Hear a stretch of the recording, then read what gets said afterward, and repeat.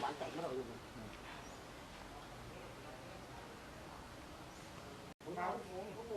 ลงมาอันนี้ลมมันกี่โมงพี่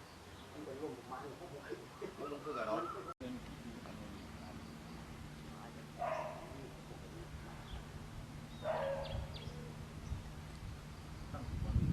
การเข้าพิจารณาอีกไหม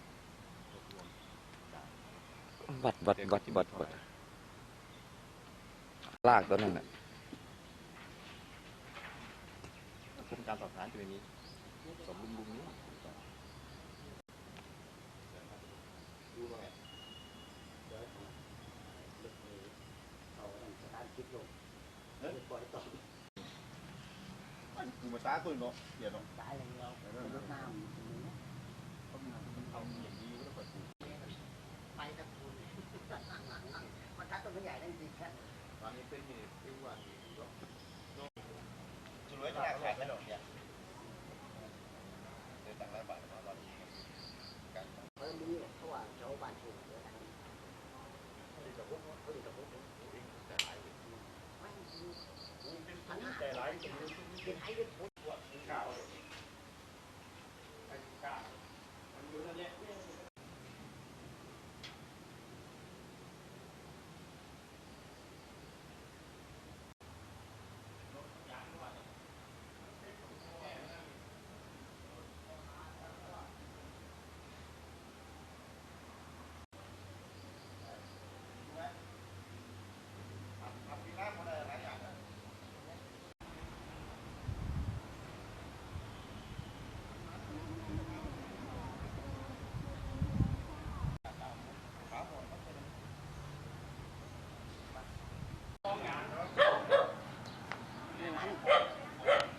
กินแล้วไม่เปรี้ยว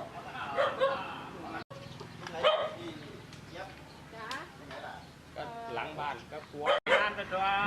มันมีเหลือกินดิเด็กมันเหล่าโอ้ยจะหายมันพ่อมันแบบพ่อเนาะ